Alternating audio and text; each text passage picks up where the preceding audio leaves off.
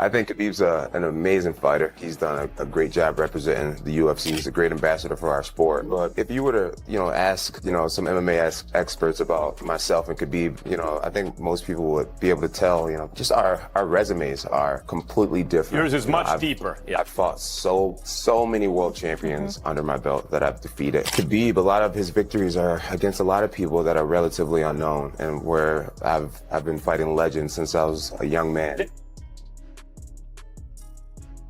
Is Jon Jones scared to fight you? Yes, absolutely. Jon is cunning. From the very beginning, Tom Aspinall isn't holding anything back whatsoever. He's launching a full frontal assault, directly branding Jon Jones as both terrified and fraudulent. This goes way beyond standard promotional warfare that fighters typically engage in. This is Aspinall systematically deploying intense mental warfare to reveal what he truly believes are Jones's fundamental weaknesses and deceptive strategies. He's strategically attempting to penetrate Jones's psychological armor, but what makes this entire dynamic so captivating is the unexpected twist. In this brutal mental chess game that defines the UFC heavyweight landscape, where each decision carries enormous consequences, the most aggressive frontal attacks sometimes accidentally show your desperation and vulnerability. What happens next will demonstrate whether Jones's methodical countermoves or potentially his deliberate silence might actually reveal the real power structure and show Aspinall his actual position in this hierarchy.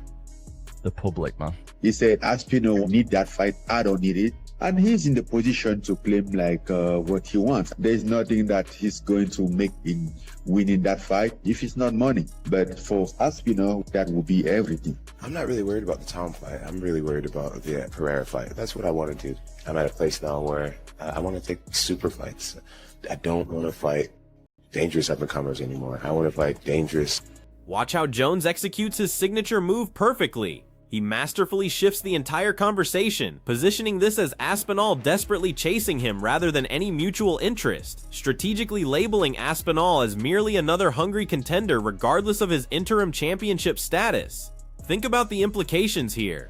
Jones isn't simply making excuses or avoiding confrontation. This represents a calculated status reduction of Aspinall's position within the division.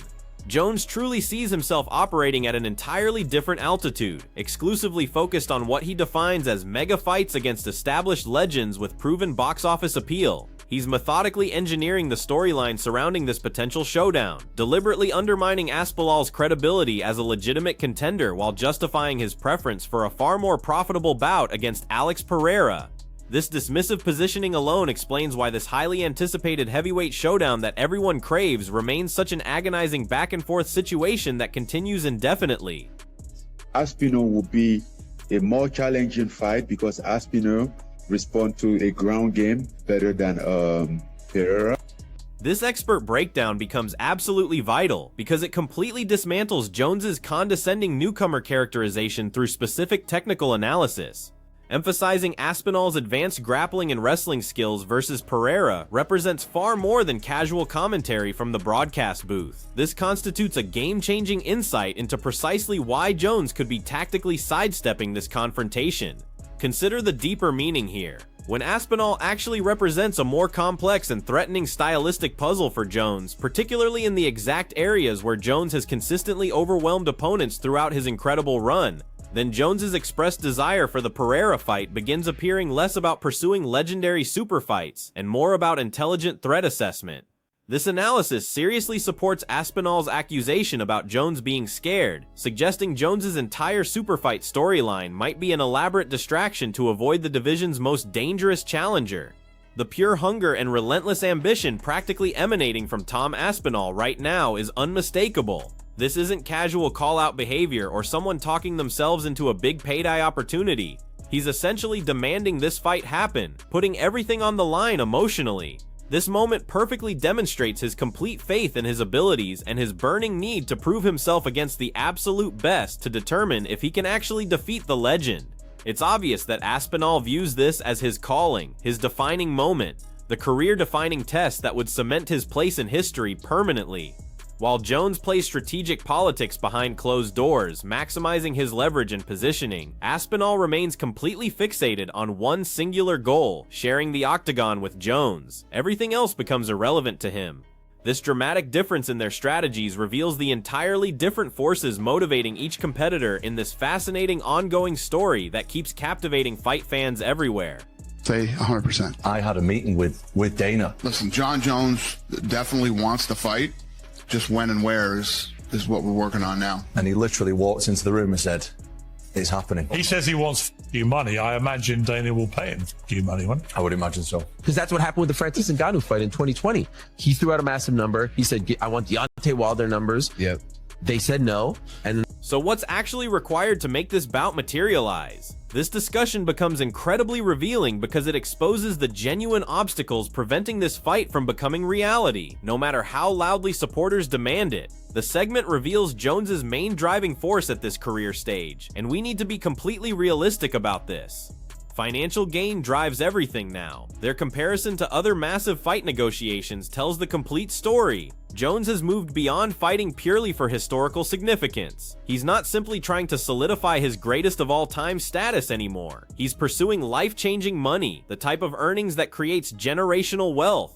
When he expresses interest in specific fights, that interest comes with an incredibly expensive price attached. We're discussing massive 8-figure sums here. This has nothing to do with competition anxiety or challenge avoidance for someone at Jones's level. Everything revolves around profit maximization and securing every penny he considers himself worth, which creates serious complications for any potential fight, especially against someone like Aspinal, who doesn't guarantee massive pay-per-view sales like certain other possible matchups. I'll see you guys later. That's it. he gave them a price tag. He said, I'll do it for this number. What number? I believe it's in the $30 million range. They eventually got to the $30 million. Finally, we see it clearly, the legendary $30 million demand that's been rumored about. This represents more than simple negotiation posturing. This demonstrates Jon Jones's extraordinary bargaining strength and his market value to both the promotion and fans worldwide. The UFC actually meeting that incredible financial requirement shows exactly how desperately they wanted this fight made, even featuring a relatively unknown opponent in mainstream terms. This reveals the harsh business reality of modern super fights. They're as much corporate transactions as athletic competitions. This enormous financial ultimatum shows the promotion's willingness to spend tremendously, while simultaneously creating an almost unreachable standard for future deals and expectations.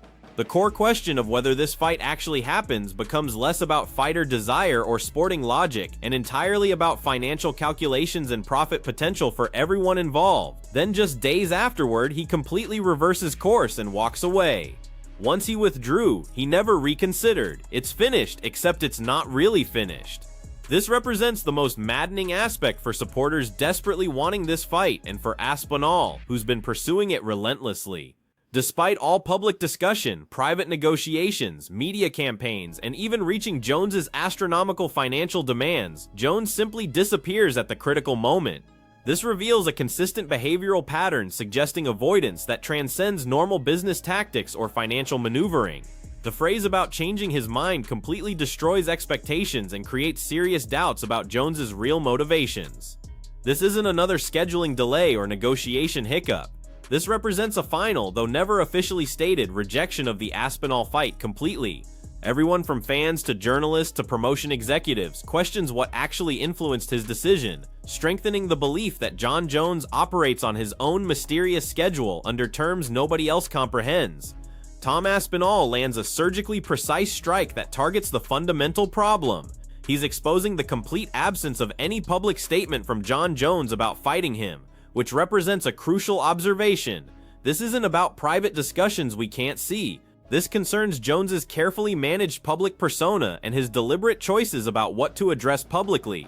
If Jones genuinely wanted the Aspinal fight, even purely for financial reasons, making a strong public statement would dramatically increase fan pressure and force the promotion's hand. Aspinall's observation perfectly illustrates Jones's calculated silence as intentional disengagement, sending a clear signal that regardless of all the speculation, Aspinal simply isn't Jones's current focus, forcing Tom to accept the harsh possibility that he might never receive the fight he desperately wants. This right here represents absolutely elite psychological warfare at its peak. Tom Aspinall, with unwavering certainty in every syllable, boldly claims he'll force Jon Jones into retirement without ever entering the cage together. This demonstrates masterful mental combat that can seriously affect a competitor's mindset. He's not simply requesting a fight or generating publicity interest. He's directly challenging Jones's core fighting spirit and competitive drive, implying that Jones would genuinely prefer complete retirement over facing Aspinall's specific threat to his legacy. This requires incredible self-belief to state publicly, specifically designed to provoke Jones and force decisive action. He's transforming Jones's apparent hesitation into actual defeat, completely reframing the situation.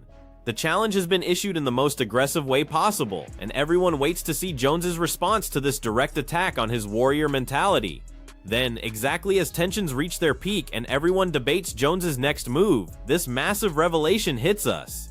Jon Jones has officially announced his retirement from professional fighting. This stunning development, whether genuine and permanent or another calculated maneuver, completely disrupts the heavyweight landscape and proves Aspinall's trash talk in the most unexpected way. If Jones actually retired rather than face Aspinall, then Aspinall's prediction about retiring Jones without fighting would become reality exactly as foretold. This emphasizes the incredibly unstable nature of Jones's career choices that have baffled observers for years. This leaves everyone completely uncertain about his intentions and the heavyweight championship future.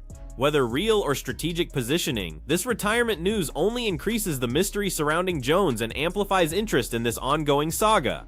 Actually, I'm not retired. I'm actively training and remain in the testing program. While that lasted practically no time at all, just as retirement speculation exploded across the internet, Jones immediately returns to completely deny everything, confirming his active status and continued preparation.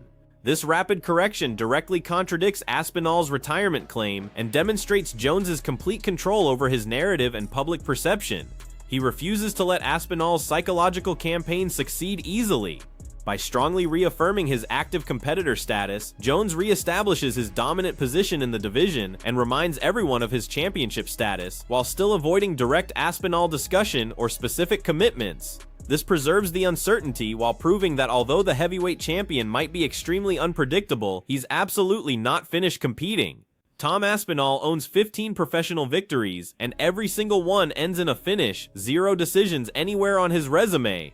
This short but devastatingly effective statistic completely destroys Jon Jones's dismissive prospect labeling. 15 victories, all by stoppage. Consider what this actually represents. This isn't simply a dangerous challenger who might cause problems. This is a complete destruction specialist who ends careers before final bells ring. This emphasizes Aspinall's undeniable lethality in the clearest terms possible and explains why Jones's reluctance extends far beyond seeking legacy fights or maximum paydays. This suggests much deeper strategic thinking on Jones's part, or as Aspinall consistently argues, genuine avoidance of a potentially career-ending stylistic nightmare. This record establishes Aspinall as an elite proven destroyer, not just another hopeful contender seeking his opportunity.